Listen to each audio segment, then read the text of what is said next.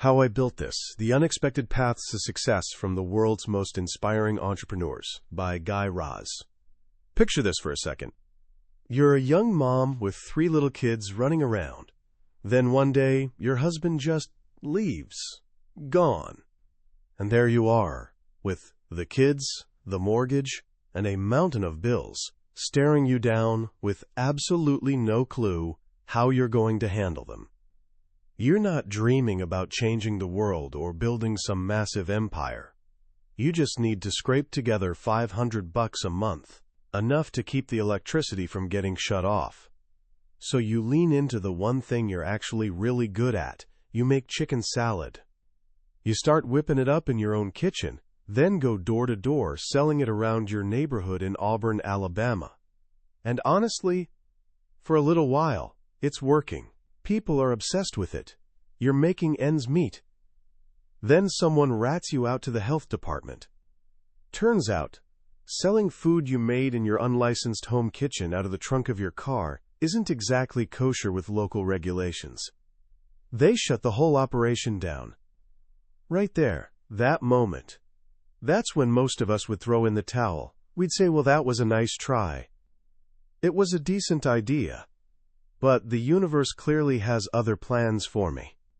But for Stacy Brown, who would go on to found a company worth over $100 million called Chicken Salad Chick, this wasn't the ending.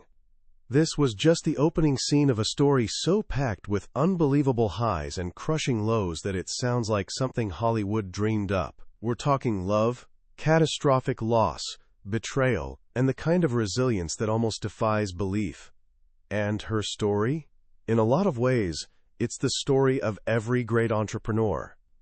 This is the world that journalist and master storyteller Guy Raz brings us into with his book, How I Built This. For years on his podcast of the same name, Guy has sat down with the founders behind some of the world's most iconic companies. Instagram, Airbnb, Patagonia, Spanx, you name it. And here's what he discovered. The path to success is never some neat, straight line. It's messy, winding, totally unexpected, and packed with doubt, fear, and honestly, a whole lot of luck. These builders, these innovators, they aren't wearing capes. They're just like you and me. They're human. They have sleepless nights. They feel like frauds sometimes. The only real difference between them and everyone else is that when opportunity knocked, they decided to answer the door. Today, we're going to walk that path alongside them. By the time we're done, you'll understand the roadmap these founders unknowingly followed. You'll discover that the most brilliant ideas often spring from the simplest observations, that the biggest risks aren't always what they appear to be, and that the true measure of success has surprisingly little to do with dollar signs. This isn't just about how they built it, it's about how you can too. Every great journey kicks off with a call to adventure. For an entrepreneur, that call usually isn't some dramatic voice booming from the clouds. It's more like a whisper, a quiet observation, a tiny, persistent thought that keeps poking at you saying, what if there was a better way to do this? Most of us assume that world-changing ideas arrive in a flash of blinding inspiration, a classic eureka moment straight out of the movies. But Guy Raz shows us that's almost never how it happens. Most ideas don't start with some massive explosion. They start with a little spark. Take Lisa Price. Back in the late 1980s, Lisa landed her absolute dream job. She was working as a writer's assistant on The Cosby Show, which at that time was basically the most popular and culturally significant show on television. She was over the moon. She wasn't hunting for another career. Starting a business, that was the furthest thing from her mind. But Lisa had this hobby. She was fascinated by fragrances. One day, she stumbled across an article about the musician Prince, who was apparently famous for creating his own custom scents. The whole idea captivated her, that fragrance could actually be a form of creative expression, like painting or writing. So she started experimenting. Right there in her tiny one-bedroom Brooklyn apartment, she began mixing essential oils and lotions, trying to whip up her own moisturizers. Not to sell or anything. Just for her own use. She was, like so many founders are in the beginning, simply scratching her own itch. Her creations were for her own dry skin, with scents that she personally loved. She wasn't trying to impress anyone else. It was purely for the joy of it. This went on for years. The Cosby Show wrapped up, and Lisa bounced between various freelance production gigs. Then one day, her mother, Carol, floated an idea. "Lisa," she said, "you should sell your lotions at the church flea market." Lisa was doubtful. "Really, Mommy?" she asked. "You honestly think people would pay money for this stuff?" Her reaction is so wonderfully relatable, isn't it? It's that voice of self-doubt that lives inside all of us. She was so close to her creation that she couldn't see what made it special. But her mother could see something she couldn't. This stuff actually worked. And that right there is the first major lesson from these builders.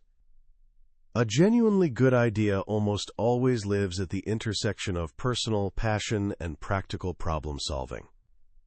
Lisa was passionate about creating, and her creation solved a real problem, first for herself, and eventually for others. Trusting her mom's instinct, Lisa invested $100, set up a little table at the flea market, and completely sold out. But even then, she didn't see it as an actual business. It was just a fun hobby that happened to make a little cash on the side. The real turning point happened while she was watching an episode of The Oprah Winfrey Show. Oprah was interviewing people who had launched businesses with practically no money. One guest said something that stuck with her. "You have to be passionate about what you do. If you're not, you'll quit way before you make any money." Another guest defined passion this way: "If someone woke you up in the middle of the night, would you jump out of bed to do this thing?" And Lisa just sat there on the edge of her bed and realized she honestly could answer yes to that question. That was the exact moment her hobby, Carol's daughter, started its transformation into a brand so beloved that L'Oreal would eventually acquire it for a fortune. The idea is the spark, but taking the leap, that's the fire. It's that moment when you actually decide to act on the idea. And it's often the most absolutely terrifying part of the entire journey. We look at our current lives, the steady paycheck, the comfortable routine, and then we stare out at the vast, foggy unknown of a new venture, and it feels like we're looking across the Grand Canyon. Guy Raz shares this beautiful framework for thinking about this, a distinction he picked up from Jim Koch, the creator of Sam Adams beer. The question you should ask yourself is this: is it dangerous, or is it just scary? Back in 1984, Jim Koch had the kind of job most people would absolutely kill for. He was pulling down serious money as a consultant at the Boston Consulting Group, $250,000 a year, which translates to over $600,000 in today's money. He flew first class everywhere. He advised CEOs of major companies. By any conventional measure, he had it made. But here's the thing. He was bored out of his mind. The learning had completely stopped. And he had this idea gnawing at him, starting a craft brewery. When he finally told his father about it, his dad looked him dead in the eye and said, "Jim, you have done some really stupid things in your life." This is absolutely the stupidest. Now, Jim's father was a fifth-generation brewmaster. He had watched the American beer industry collapse from 1,000 small breweries down to just 50 massive corporations. To him, Jim wasn't just walking away from a great job. He was marching straight into a graveyard. It seemed risky. It seemed totally reckless. It was definitely scary. But was it actually dangerous? Jim had this powerful framework for thinking about risk that he learned from his days as an outward-bound instructor. He explained it like this: walking off a cliff backwards when you're rappelling is absolutely terrifying, but you're secured by a rope that could literally hold a car. It's not dangerous at all. Walking across a beautiful, sunny snowfield in late May, on the other hand, doesn't feel scary in the slightest, but it's incredibly dangerous, because the snow could be melting underneath, creating perfect conditions for an avalanche. For Jim, staying at his comfortable, high-paying consulting job, that was the sunny snowfield. It wasn't scary at all, but it was deeply dangerous. The real danger was waking up at 65 and realizing he had completely wasted his one precious life doing something that never made him happy. Failing at the beer business? That was just scary. But he was a triple Harvard graduate. If the brewery tanked, he could always go back to consulting. He had a safety net. This idea completely flips our definition of risk on its head. The greatest risk isn't failure, it's regret. And it turns out this mindset shows up again and again among successful founders. Michael Dell's parents were absolutely horrified when he started building and selling computers out of his dorm room instead of buckling down on his pre-med studies. They basically told him to get his priorities straight. But Michael could see the personal computing revolution coming from a mile away. For him, the real danger was ignoring his passion to become a doctor he never wanted to be in the first place. And if the computer thing didn't pan out, he was 19 years old. He could always head back to school. But once you've caught a glimpse of what's possible, there's just no going back. Now, this doesn't mean you need to be totally reckless about it. The romantic myth of entrepreneurship is that you hurl yourself off a cliff and frantically assemble an airplane on the way down. But the real stories in this book reveal something different, something more practical. Most successful founders don't just jump blindly. They pack a parachute first. Damon John is the perfect example of this. Long before he became a household name on Shark Tank, he was waiting tables at Red Lobster in Queens, New York. And for 6 full years, he kept that job while building his clothing brand FUBU on nights and weekends. His journey started incredibly small.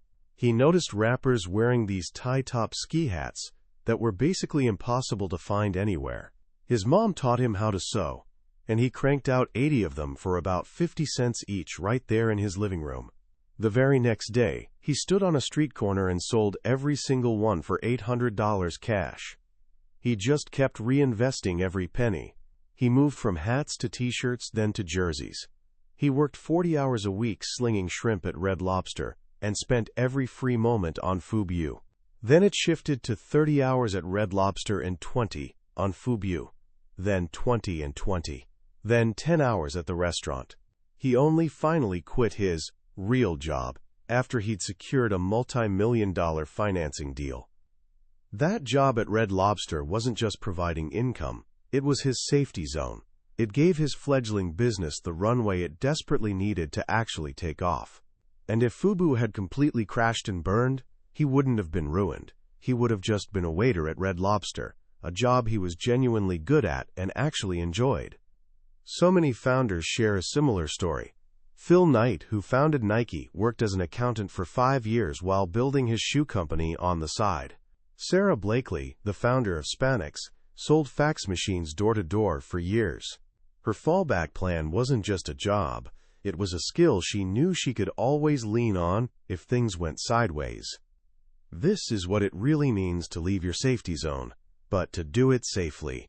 You don't have to bet your entire life savings on one roll of the dice. You can build your dream on the side, slowly and methodically, until that dream becomes so undeniable that it demands your complete attention. Once you've made that leap, whether it's a full jump or a careful step, you enter what we might call the build phase. And right away, you're smacked with 2 immediate challenges. How on earth do you fund this thing? And who's going to help you pull it off? Let's tackle the help part first. The myth of the lone genius founder is one of the most persistent and misleading stories in all of business. We picture Zuckerberg, Jobs, Bezos, these singular, almost superhuman figures. But here's the truth. Almost no truly great company is the creation of just one person. It's nearly always the product of a partnership. Guy Raz tells this wonderful story about Adam Lowry and Eric Ryan, the co-founders of the eco-friendly cleaning company Method. They were childhood buddies who drifted apart over the years, then completely by chance, literally ran into each other on a flight home for Thanksgiving. They discovered they were living on the exact same block in San Francisco. Before long, they became roommates, but their career paths couldn't have been more different.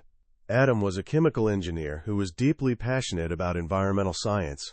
Eric worked in advertising and branding and had been dreaming about entrepreneurship since he was a kid. One day on a ski trip, Eric casually mentioned an idea he'd been quietly exploring.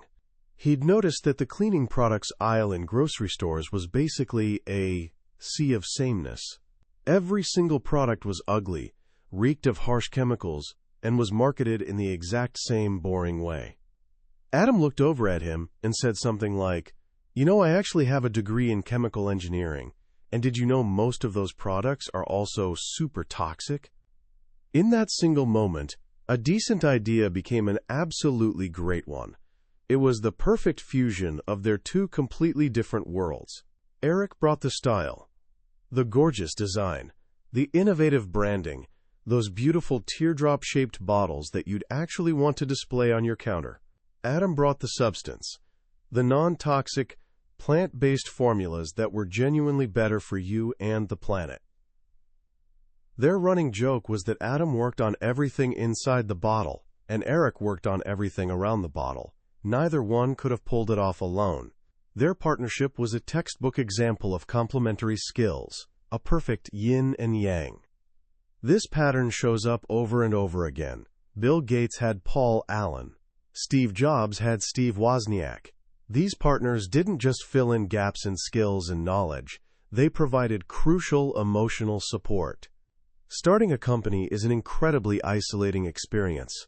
The low points are so devastatingly low that very few people can bear them completely alone.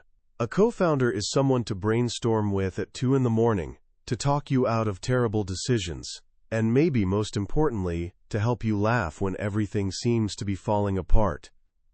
And trust me, things will fall apart, especially when it comes to money. Which brings us to the funding question. In those early days, before you can approach professional investors with fancy pitch decks, most founders rely on what's called bootstrapping.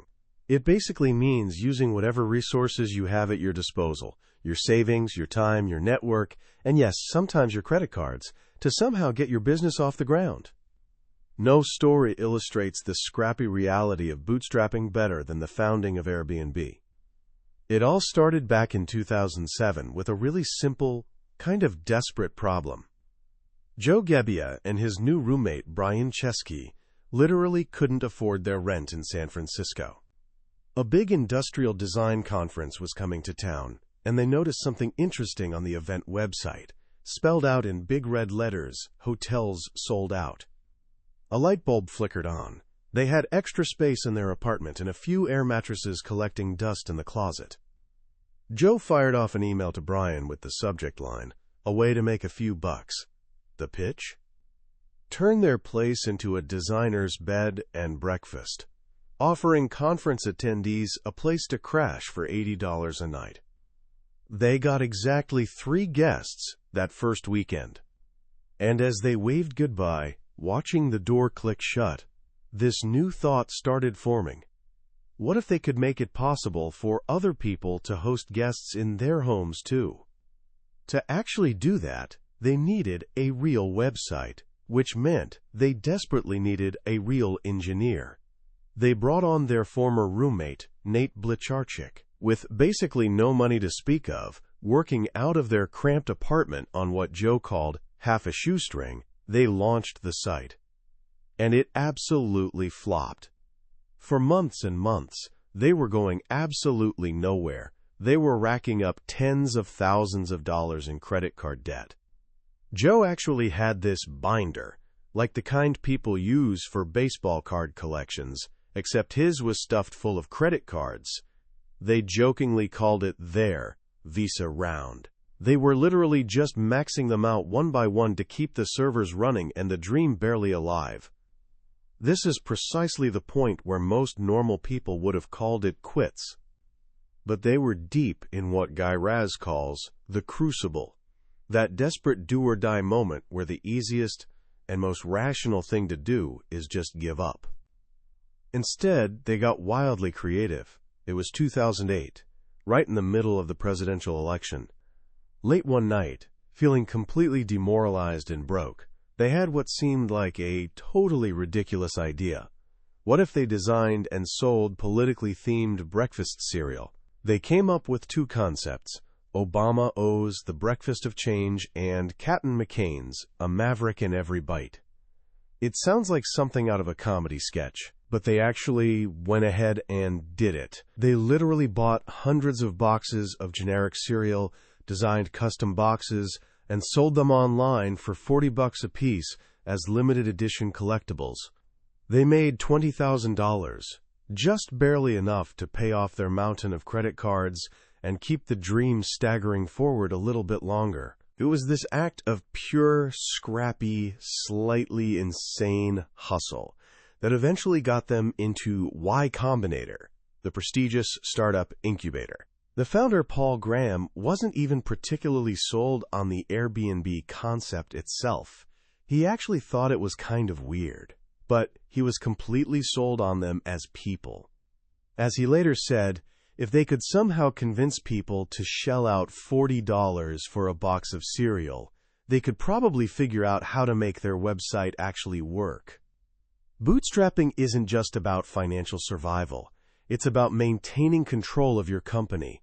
And maybe more importantly, it's about proving to yourself and to the skeptical world around you that you have the sheer grit to see this thing through.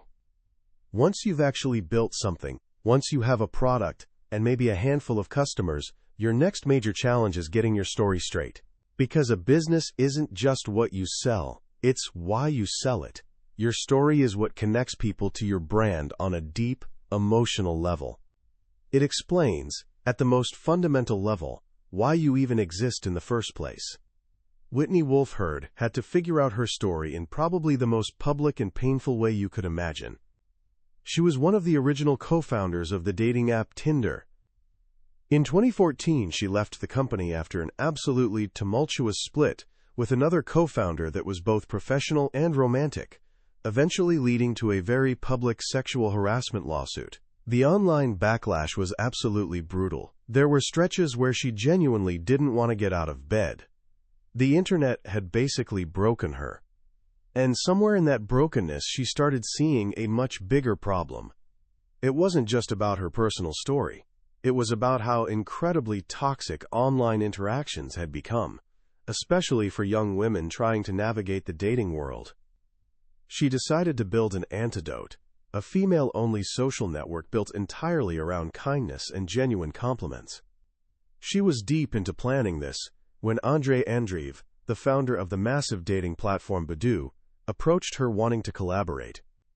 But he pushed her in a different direction. You need to build this, he told her, but you need to do it in the dating space.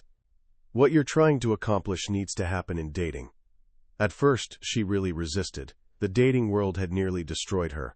But gradually she realized he was absolutely right. The whole system of connecting was fundamentally broken.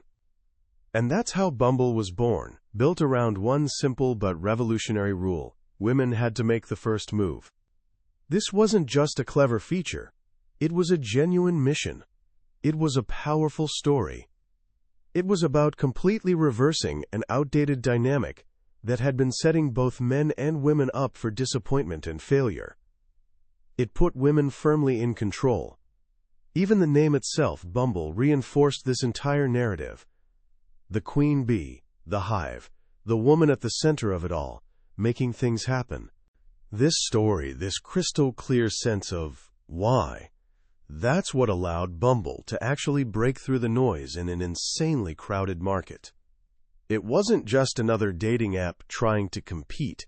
It was positioning itself as a movement. Every founder's journey eventually leads them to what we might call a moment of truth, a period Guy Raz describes as the crucible. It's that long, dark, seemingly endless stretch where absolutely nothing seems to be working, where you're hemorrhaging money, and literally everyone around you is begging you to just quit already. It's where your resilience gets tested to its absolute breaking point. Nobody embodies this better than Gary Hirshberg, the co-founder of Stonyfield Farm Yogurt. From the very beginning, his yogurt was genuinely a hit. It was flying off the shelves, the #1 seller in every single store that carried it.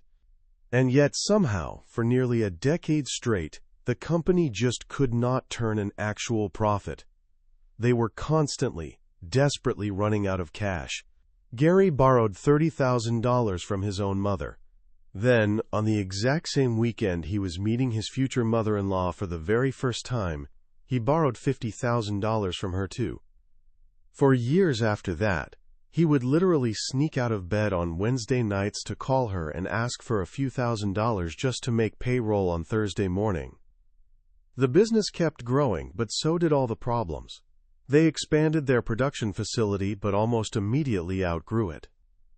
They contracted with another dairy to handle the overflow, and for about a year and a half, things seemed great. They genuinely thought they were finally out of the woods. Then came Black Monday, the devastating stock market crash of 1987. The bank that had been financing their partner dairy abruptly pulled all its loans and literally put a padlock on the door, trapping all of Stonyfield's yogurt, fruit, and packaging materials inside. This was the ultimate all-is-lost moment. They were millions of dollars in debt. They had absolutely no way to manufacture their product. But somehow, they didn't quit. They scrambled to raise more money and moved their entire operation back into their old, much smaller farm facility, running it 24 hours a day, 7 days a week. Gary and his partner personally made yogurt on alternating night shifts for 20 straight months. The debt kept ballooning. Their investors were getting increasingly nervous. His wife was at the absolute end of her rope. The final crushing blow came when they spent months painstakingly negotiating what seemed like a perfect deal with a new dairy facility up in Vermont that was supposed to finally solve all their capacity problems. At the very last second, literally as they were about to sign, the dairy completely changed the terms, essentially trying to steal the entire business right out from under them. Driving home that night through an actual blizzard, completely defeated, Gary was certain it was finally over. This was genuinely the darkest hour. But somewhere in that darkness, a new idea started to emerge. He turned to his partner and said something like, "Just for the fun of it, what would be the absolute cheapest yogurt plant we could possibly build that would actually cover our capacity needs?" They literally flicked on the dome light in the car and started sketching it out on a notepad right then and there in the middle of that snowstorm. That crude sketch became the pivot point. They decided to build their own facility from scratch. It took another 18 brutal months, and even more borrowed money. But it was the one steady pull that finally dragged them through to the other side. A few years later, in 1992, Stonyfield Farm finally turned a profit for the very first time in its entire history. The only way out is always straight through. If you can somehow survive the crucible, you'll eventually reach what feels like the destination, a point where the business is actually stable, genuinely profitable, and consistently growing. And that's precisely when you face a completely new, much more existential question. What now? Do you sell this thing you've built, or do you stay and keep building? This is what business professor Noam Wasserman calls the founder's dilemma, that fundamental choice between being rich or being king. The rich option means selling the company or bringing in professional management, potentially making the business far more valuable but giving up meaningful control. The king option means holding on to control, but often at the cost of building a somewhat less valuable company overall. But Guy Raz's hundreds of interviews reveal a third factor that's actually more powerful than either of those: simple happiness.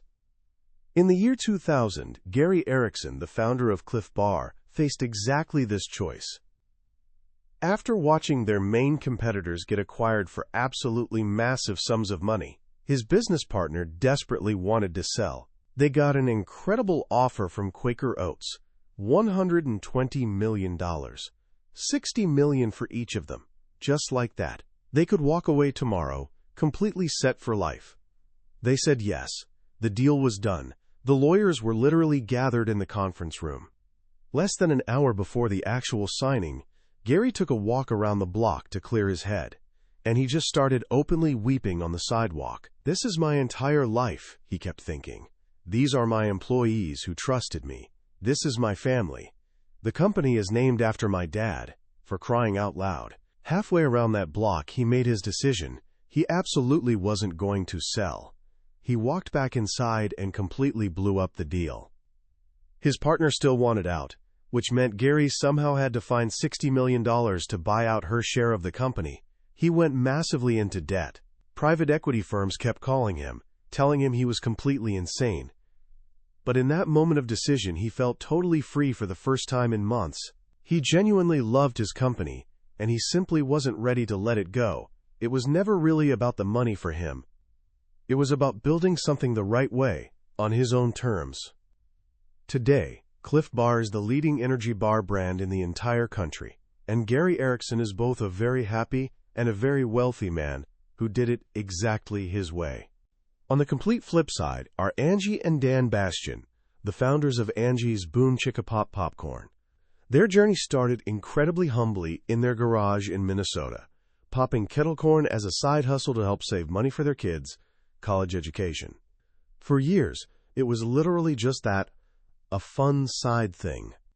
They were helped along the way by this amazing village of friends, family members, and kind strangers who eventually became their first real employees.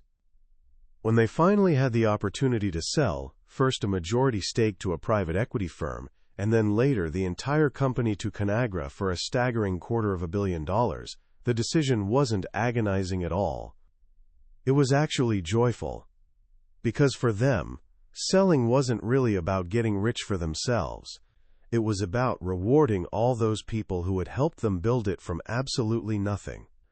Their greatest, most meaningful moments came when they were finally able to hand out genuinely life-changing checks to their longtime employees, the ones who had been with them since the very beginning, believing in the dream. Their happiness came not from staying and building, but from being able to give back in such a profound way. Whether you ultimately decide to stay or to sell, the real goal should be building something that genuinely lasts. And that has way less to do with business strategy and way more to do with the culture you create. Reed Hastings, the co-founder of Netflix, learned this lesson the hard way. At his very first company, he tried to basically dummy-proof every single process and procedure. The result? Eventually, only people who were fine working like dummies actually wanted to work there, and the company completely failed to adapt when the market shifted underneath them. At Netflix, he deliberately did the exact opposite. He focused obsessively on creating what he called a culture of freedom and responsibility.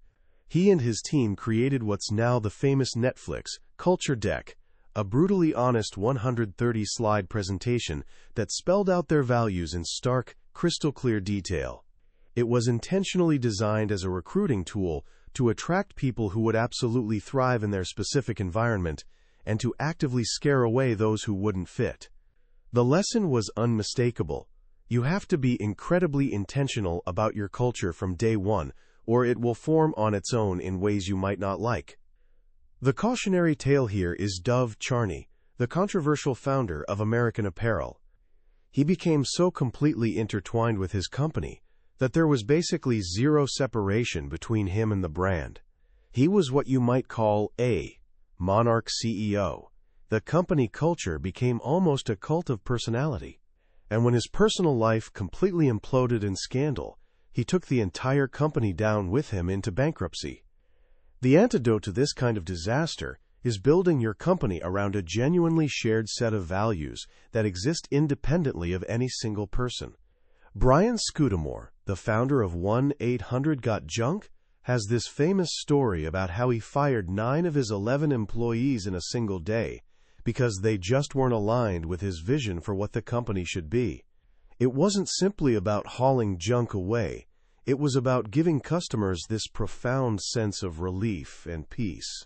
He had to completely reset the culture to move forward in the right direction. And perhaps nobody embodies building the right culture better than Yvon Chouinard, the legendary founder of Patagonia. His philosophy is almost radically simple. Hire genuinely good people and then actually trust them to do their jobs. He created this culture where, as he puts it, when the surf comes up, you drop what you're doing and you go surfing. They've had on-site childcare since way back in the 1970s. They have one of the lowest employee turnover rates in any industry anywhere. And this isn't just because he's a kind-hearted person who likes people. It's because he deeply understands it's actually brilliant business strategy. If you treat people with genuine respect and give them the freedom to live rich, full lives outside of work, they will reward you with incredible loyalty and truly exceptional work. Kindness, it turns out, might just be the ultimate competitive advantage. At the end of absolutely every single one of his interviews, Guy Raz asks his guests the exact same question: how much of your success do you honestly attribute to luck, and how much to hard work and skill? The answers are always pretty revealing. Almost every founder, especially after they've had some time and distance to reflect on their journey, acknowledges the truly immense role that pure luck played along the way. Being in exactly the right place at exactly the right time. Meeting just the right person at a party. A sudden, unexpected shift in the market that happened to work massively in their favor. Toby Lutke, the founder of Shopify, watched his e-commerce platform absolutely explode during the devastating 2008 financial crisis, as millions of people who had suddenly lost their jobs turned to selling things online to make a living. It was an absolutely terrible time for the world and for those families, but it was incredibly lucky timing for his particular business. But here's the real secret, the thing that matters most. Luck isn't just some passive force like wind that randomly blows you toward your destination. As Kevin Systrom, the co-founder of Instagram, puts it so perfectly, the whole world runs on luck. The real question is, what do you actually do with it when it shows up? Luck is simply an opportunity, and it's completely up to you to recognize it when it appears and then take full advantage of it. You work incredibly hard to put yourself in a position where you can actually get lucky in the first place. In a very real sense, you make your own luck. Maybe your luck is having a supportive, encouraging family. Maybe it's getting access to a good education. Maybe it's simply being born in a country where you have the actual freedom to try and fail and try again. The journey of an entrepreneur really is a classic hero's journey when you think about it. It starts with a call to adventure. It's absolutely filled with tests and trials and setbacks, and it leads to a destination that's almost always different from what you originally imagined. But the single most important thing to remember, the thread that runs through absolutely every one of these stories, is this: you are not alone in this. Every mistake you're worried about making has already been made by someone else. Every challenge you're facing has been faced before. Every fear keeping you up at night has been felt by countless others. By learning from the real journeys of those who came before you, you're already putting yourself one solid step ahead. You have an actual map now. The only question left is, are you ready to take that first step? As we wrap up our journey through How I Built This, it's really worth taking a moment to step back and ask ourselves, what's the single most important lesson threading through all these incredible stories? Is it about finding that perfect lightning strike idea? Is it about raising tons of money or crafting the perfect marketing plan? I honestly don't think so. The most profound and consistent message woven throughout this entire book is something deeply, beautifully human. It's this realization that the titans of industry, the founders whose names are literally on the products we use every single day, are not some different species of human.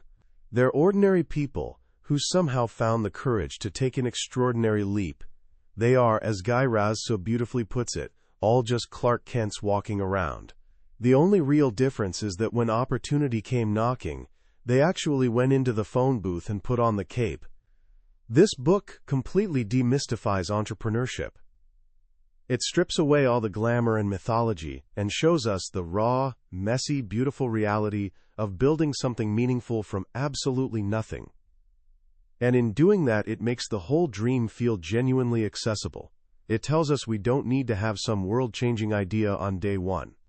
We just need to start with a spark, a curiosity, a problem that desperately needs solving. Lisa Price wasn't trying to build some beauty empire. She was literally just trying to make a decent moisturizer in her tiny kitchen that worked for her skin. The book also completely reframes our relationship with fear and risk in such a powerful way. The story of Jim Koch choosing to leave his incredibly secure, high-paying consulting job is such a profound lesson for anyone standing at a crossroads right now. We're so often completely paralyzed by the fear of failure, the fear of leaving that safe, well-lit path everyone else is walking. But he teaches us to ask a fundamentally better question. What's the real danger here? Is it the danger of failing at something new and meaningful, or the much deeper danger of succeeding at something that leaves you feeling completely empty inside? More often than not, the greatest risk is actually a life lived with deep regret. So how can you start applying these lessons today, right now, even if you're not remotely ready to quit your job and launch a company? Here are 3 simple, practical actions inspired directly by the book. First, find your spark by actively looking for problems around you. Don't sit around trying to conjure up a startup idea out of thin air. Instead, for the next week, keep a small notebook with you everywhere you go. Every single time you feel a moment of genuine frustration with a product or a service, write it down. Every time you catch yourself thinking, God, I really wish someone would make something that does this better, write it down immediately. You're not looking for a complete business plan here. You're just training yourself to see the world through the eyes of a builder, to spot opportunities hiding in plain sight where others just see minor inconveniences. Second, honestly assess your fears and start building a small safety net. Think about one thing you've been wanting to try for a while. Maybe it's a creative project, learning a new skill, or testing out a side hustle idea. What's the absolute smallest, safest step you could take to begin right now? Can you dedicate just 1 hour a week to it without disrupting your life? Can you learn about it online completely for free? Just like Damon John waiting tables at Red Lobster while building Fubu, you can start building your dream without betting your entire life on it in one terrifying leap. The whole goal is to make that leap feel less like jumping off a cliff and more like confidently stepping off a curb. And third, take 15 minutes and write down your core values. Before you build anything, whether it's a company, a meaningful project, or even a new phase of your career, grab a piece of paper and write down the 3 to 5 principles that are absolutely non-negotiable for you.